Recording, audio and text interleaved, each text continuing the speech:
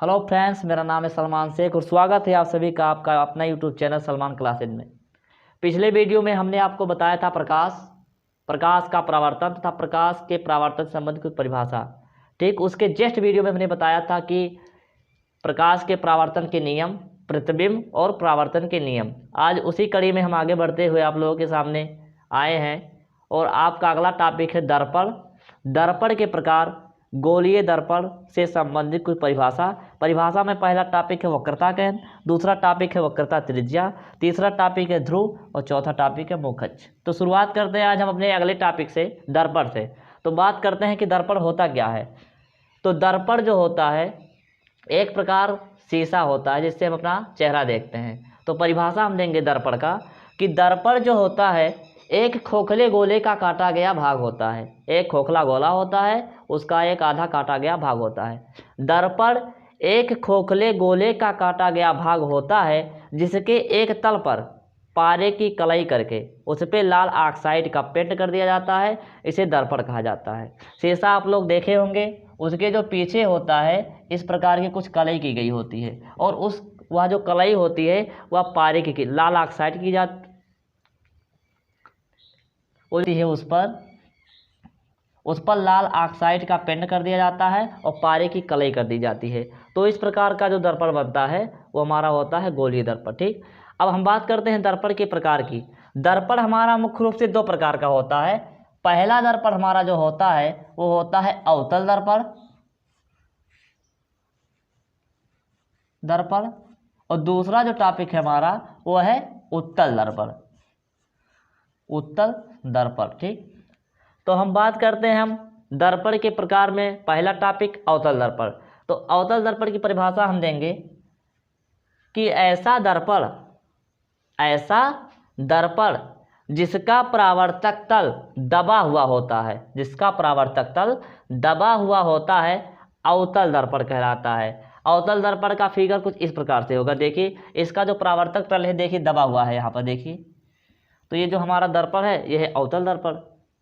अब बात करते हैं उत्तल दर्पण। उत्तल दर्पण ऐसा दर्पण होता है जिसका परावर्तक तल उभरा होता है। इसका जो देखिए परावर्तक तल ये वाला, ये देखिए उभरा हुआ है। तो इस दर्पण को कहा जाता है उत्तल दर्पण। ठीक, दर्पण एक खोखले गोले का काटा गया भाग होता है। इसके एक तल पर पारे की कलई करके उस पर लाल ऑक्साइड का पेंट कर दिया जाता है। इससे दूसरा तल जो होता है वो परावर्तक का कार्य करता है। इसे दर्पण कहते हैं। ठीक, दर्पण दो प्रकार का, अवतल दर्पण, उत्तल दर्पण। अवतल दर्पण ऐसा दर्पण होता है इसका परावर्तक तल दबा होता है और उत्तल दर्पण ऐसा दर्पण होता है जिसका परावर्तक तल उभरा होता है। ठीक, अब हम बात करते हैं दर्पण के गोलीय दर्पण से संबंधित परिभाषा की। पहला टॉपिक हमारा आता है इसमें वक्रता केंद्र। तो गोलीय दर्पण हम जानते हैं कि गोलीय दर्पण एक खोखले गोले का काटा गया भाग होता है। मानते हैं ये गोलीय दर्पण है, इसका एक काटा गया भाग हुआ हमारा, इसका एक काटा गया भाग हुआ। ठीक, ये देखिए। तो गोलीय दर्पण जिस खोखले गोले का काटा गया भाग होता है उसके केंद्र को वक्रता केंद्र कहते हैं। गोलीय दर्पण जिस खोखले गोले का काटा गया भाग होता है उसके केंद्र को, मानते हैं इस केंद्र से इसको काटा गया तो इसका जो एक केंद्र है यही हमारा कहलाया वक्रता केंद्र। ठीक, तो गोलीय दर्पण जिस खोखले गोले का, बात करते हैं वक्रता केंद्र की। तो वक्रता केंद्र दर्पण के, वक्रता केंद्र की बात करें तो हम जानते हैं कि गोलीय जो दर्पण होता है एक खोखले गोले का काटा गया भाग होता है। तो गोलीय दर्पण जिस खोखले गोले का काटा गया भाग होता है उसके केंद्र को वक्रता केंद्र कहते हैं। मानते हैं कोई गोला है, इसका अगर आधा भाग हम इधर से काट दें तो इसका जो एक केंद्र हमारा हुआ ये वाला, ये हमारा कहलाया वक्रता केंद्र। ठीक, अब हम बात करते हैं वक्रता त्रिज्या की। किसकी बात करते हैं? वक्रता त्रिज्या की। अब बात करते हैं कि गोलीय दर्पण जिस खोखले गोले का काटा गया भाग होता है उसकी त्रिज्या को, यानी कि यहाँ से और यहाँ तक की बीच की जो दूरी हमारी हुई यही हमारी कहलाई वक्रता त्रिज्या। ठीक, एक बार फिर से देखते हैं कि गोलीय दर्पण जिस खोखले गोले का काटा गया भाग होता है उसकी त्रिज्या को कहा जाता है वक्रता त्रिज्या, यानी कि यहाँ से यहाँ तक की जो हमारी दूरी हुई इसी दूरी को कहा गया वक्रता त्रिज्या और इस पॉइंट को कहा गया वक्रता केंद्र। ठीक, अब बात करते हैं हम ध्रुव की।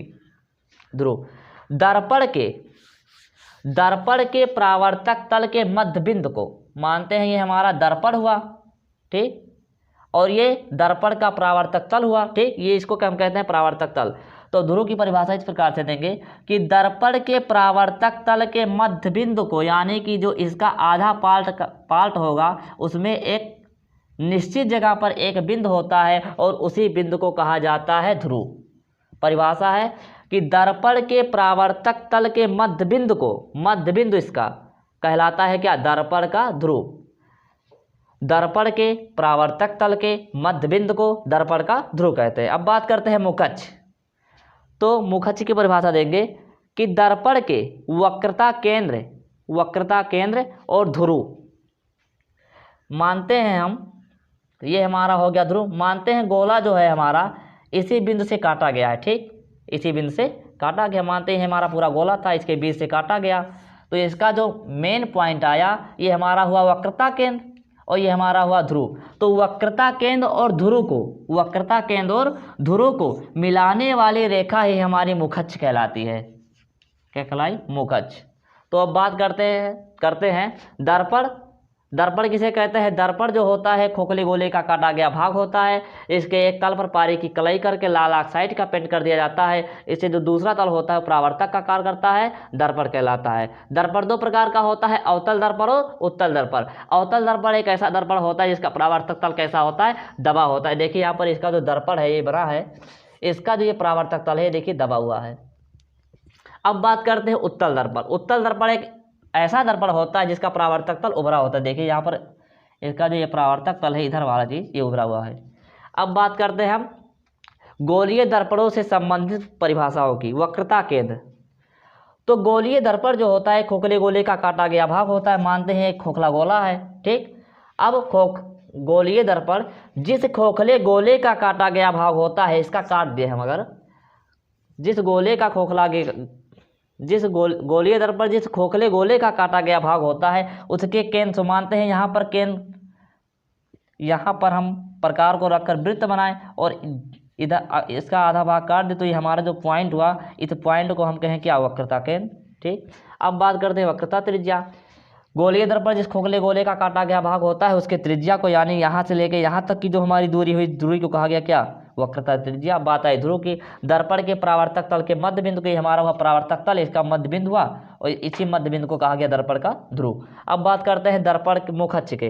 तो दर्पण के ध्रुव ये हमारा हो गया दर्पण ध्रुव, ये देखिए ये हमारा हुआ ध्रुव, और वक्रता केंद्र ये हमारा हुआ ध्रुव और यहाँ पर वक्रता केंद्र। ये जो दर्पण के ध्रुव और वक्रता केंद्र को मिलाने वाली जो लाइन हुई, इसी लाइन को कहा जाता है मुखअक्ष। तो हम लोग पढ़े थे मुख अक्ष तक, ठीक। उसके बाद बात करते हैं दर्पण का द्वारक। तो परावर्तक तल के, दर्पण के परावर्तक तल के व्यास को मानते हैं हमारा दर्पण का परावर्तक तल हुआ, ठीक।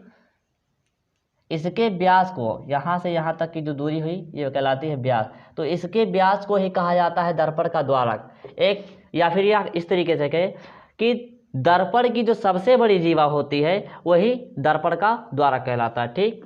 यहाँ पर देखते हैं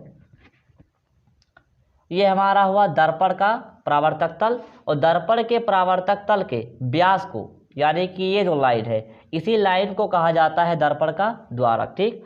अगला टॉपिक है हमारा मुख्य फोकस, ठीक। मुख्य फोकस। तो गोलीय दर्पण के मुख्य अक्ष के समांतर आने वाली प्रकाश की किरणें दर्पण से परावर्तन के पश्चात मुख्य अक्ष के जिस बिंदु से होकर जाती हैं या फिर जिस बिंदु से मिलती हुई प्रतीत होती हैं उसी बिंदु को कहा जाता है मुख्य फोकस। देखते हैं ये है हमारा परावर्तक तल, ठीक। ये पॉइंट हुआ हमारा क्या? ध्रुव। ये पॉइंट हुआ मुख्य अक्ष और ये पॉइंट हुआ हमारा वक्रता केंद्र, ठीक। तो गोलीय दर्पण के मुख्य अक्ष के, ये मुख्य अक्ष और इसके समांतर आने वाले किरण दर्पण से परावर्तन, यहाँ पर जब आई तो टकराई तो परिवर्तन हुआ, ठीक।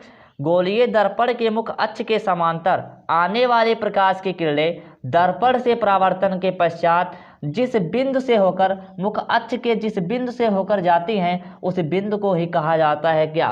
फोकस, मुख्य फोकस, ठीक। उस बिंदु को कहा जाता है मुख्य फोकस, यानी कि ये जो बिंदु हमारा हुआ, ठीक। तो परिभाषा एक प्रकार से फिर से देखते हैं कि गोलीय दर्पण के मुख अक्ष के ये हमारा मुख अक्ष है और इसके समांतर ये किरण आ रही है, ठीक। तो गोलीय दर्पण के मुख अक्ष के समांतर आने वाली प्रकाश की किरणें दर्पण से परावर्तन के पश्चात जिस बिंदु से होकर जाती हैं या फिर जिस बिंदु से जाती हुई प्रतीत होती हैं उसी बिंदु को कहा जाता है मुख्य फोकस, ठीक। अगला टॉपिक है हमारा फोकस दूरी। दर्पण के ध्रुव और मुख्य फोकस तक की दूरी को कहा जाता है फोकस दूरी, ठीक। यानी कि दर्पण का ध्रुव, यानी कि ये हमारा हुआ दर्पण का ध्रुव, ठीक। और मुख्य फोकस हमारा यह हुआ। दर्पण के ध्रुव और मुख्य फोकस तक की दूरी को ही कहा जाता है कि फोकस दूरी। यानी कि यहाँ से यहाँ तक की जो दूरी हमारी हुई ये हमारी कहलाई क्या, फोकस दूरी। दर्पण का ये हमारा ध्रुव हुआ और ये मुख्य फोकस हुआ और ये जो दूरी हमारी हुई यही कहलाई फोकस दूरी, ठीक। तो परिभाषा देखते हैं प्रकार से फिर से फोकस दूरी। तो दर्पण के ध्रुव और मुख्य फोकस तक की दूरी को कहा जाता है फोकस दूरी, ठीक। उसके बाद हम बात करते हैं दर्पण की वक्रता त्रिज्या और फोकस दूरी में संबंध। क्लास 10 में इसका डेरिवेशन नहीं दिया, केवल इसे फार्मूला दे दिया है। हम बता दे रहे हैं आप लोग को कि दर्पण की वक्रता त्रिज्या और फोकस दूरी में संबंध, तो F बराबर R/2 यही संबंध होता है। फोकस दूरी जो होता है वह वक्रता त्रिज्या की आधी होती है। फोकस दूरी जो होता है वक्रता त्रिज्या की आधी होती है, यही फार्मूला है। अगर हमारा वीडियो आप लोगों को अच्छा लगे तो सब्सक्राइब करिए और बेल आइकन को दबाना ना भूलिए ताकि हमारा वीडियो आप तक जरूर पहुंचे। धन्यवाद।